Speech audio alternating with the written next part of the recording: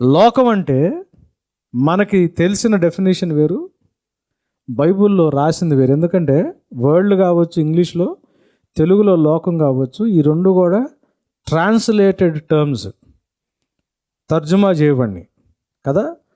So ఒరిజినల్గా గ్రంథకర్తలు బైబిల్లో రాస్తున్నప్పుడు పరిశుద్ధాత్ముని ప్రేరేపణ వల్ల ప్రవక్తలు వాళ్ళు ఎటువంటి ప్రేరేపణతో ఈ మాటలు రాశారో అది అర్థం చేసుకోవాలి.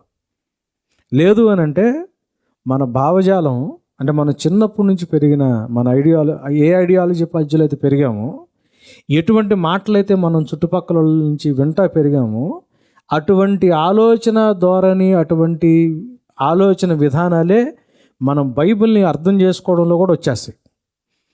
వచ్చినప్పుడు ప్రమాదం ఏంటి? అసలు దేవుడు ఏం చెప్తున్నాడో పక్కకు పోయి నా సొంత తాత్పర్యం, నా సొంత డెఫినేషన్స్, నా సొంత ఆలోచన, నా సొంత ఇంటర్ప్రిటేషన్లోకి నేను వెళ్ళిపోతా. ఇది ప్రాబ్లము. ఎందుకనంటే ఈ మూడు మాటల్ని అర్థం చేసుకోవడంలో సంఘం చాలా ఫెయిల్ అవుతుంది.